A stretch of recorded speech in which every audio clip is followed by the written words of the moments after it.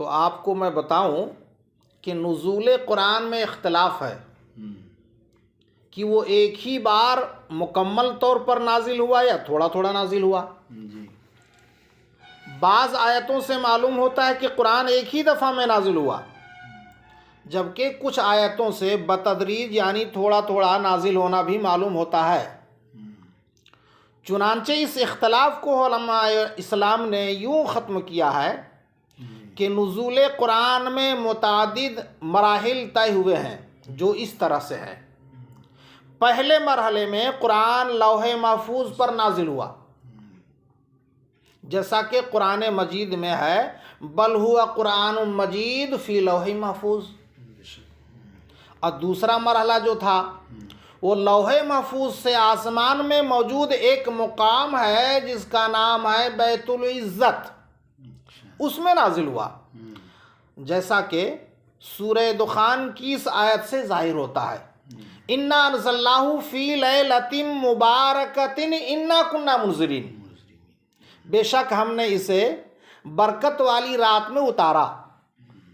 اور سورہ قدر میں آپ نے پڑھا ہوگا، ارشاد باری تعالی ہے انا انزلناہ فی لیلۃ القدر، بے شک ہم نے اسے شب قدر میں اتارا۔ حدیث شریف میں بھی اس کی دلیل موجود ہے۔ حضرت عبداللہ بن عباس رضی اللہ تعالیٰ عنہ سے مروی ہے، فرماتے ہیں کہ قرآن کو لوح محفوظ سے نکال کر آسمان دنیا کے ایک مقام بیت العزت پر اتارا گیا، جہاں سے حضرت جبریل علیہ السلام پیغمبر خدا صلی اللہ تعالیٰ علیہ وسلم کی بارگاہ میں لے جایا کرتے تھے۔ علماء کی ایک جماعت کا کہنا ہے کہ قرآن لوح محفوظ سے بیت العزت میں ایک ہی رات میں مکمل نازل ہوا اور حضرت جبریل نے اسے یاد کر لیا۔ اور دیکھیے کلام الہی کی ہیبت سے آسمان والے غش کھا گئے جب حضرت جبریل علیہ السلام کا ان پر سے گزر ہوا تو انہیں ہوش آ گیا اور کہنے لگے وَلَا تَنْفَعُ الشَّفَاعَةُ عِنْدَهُ إِلَّا لِمَنْ أَذِنَ لَهُ حَتَّى إِذَا فُزِعَ عَنْ قُلُوبِهِمْ قَالُوا مَاذَا قَالَ رَبُّكُمْ قَالُوا الْحَقُّ وَهُوَ الْعَلِيُّ الْكَبِيرُ۔ پھر قرآن مجید کو حضرت جبریل علیہ السلام نے کاتب فرشتوں کو املا کرایا۔ جی، چنانچہ قرآن میں مذکور ہے بِأَيْدِي سَفَرَةٍ۔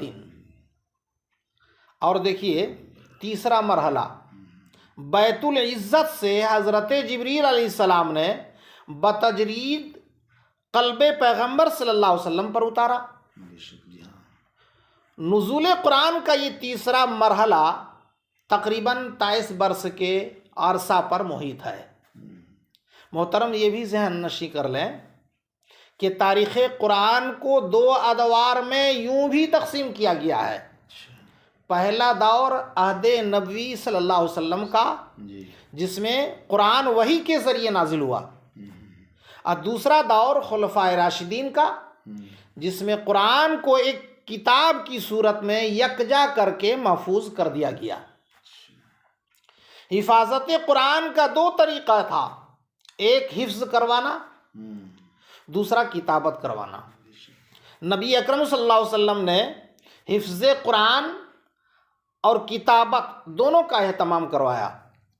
نزول قرآن کے بعد آپ صلی اللہ تعالیٰ علیہ وسلم کاتبان وحی کو حضرت جبریل علیہ السلام کی ہدایت کے مطابق فرماتے کہ یہ آیت نازل ہوئی ہے، جنہیں فلاں سورت کے فلاں آیت کے کنارے پر رکھو اور لکھو۔ اس طرح قرآن کریم کے ایک ایک حرف، آیت، سورت کو کتابت کے ذریعے حضور اکرم صلی اللہ علیہ وسلم نے صحیفوں میں ترتیب دے دیا۔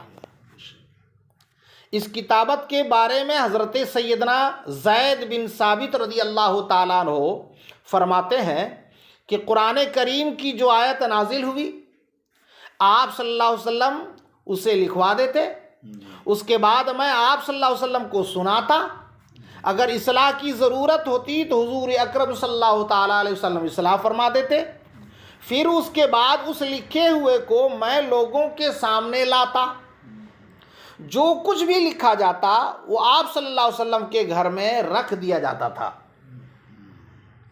اس دور میں قرآن مجید کاغذوں پر نہیں لکھا جاتا تھا، کیونکہ کاغذ کا وجود نہیں تھا، اس لیے نہ ہی باقاعدہ کتابی صورت میں تھا، بلکہ متفرق طور پر پتھروں کی تختیوں میں، چمڑوں کے ٹکڑوں پر، درختوں کی چھالوں پر اور چوڑی ہڈیوں پر لکھا جاتا تھا۔ امام حاکم مستدرک میں بیان فرماتے ہیں، جمع القرآن 3 مرات احدها بحضرت النبی صلی اللہ تعالی علیہ وسلم والثانیہ بحضرت ابی بکر رضی اللہ تعالیٰ عنہ والجمع الثالث فی زمن عثمان رضی اللہ تعالیٰ عنہ۔ فرماتے ہیں قرآن کریم 3 بار جمع کیا گیا۔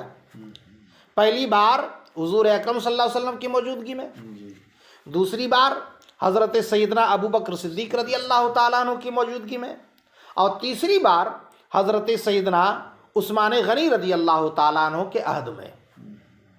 اس طرح قرآن کریم مرتب صورت میں کتابی شکل میں بھی محفوظ ہو گیا۔ اسی قرآن مجید کو آج ترقی یافتہ دور میں ہم کاغذ پر دیکھ رہے ہیں۔ واللہ عالم ورسولہ بالصواب۔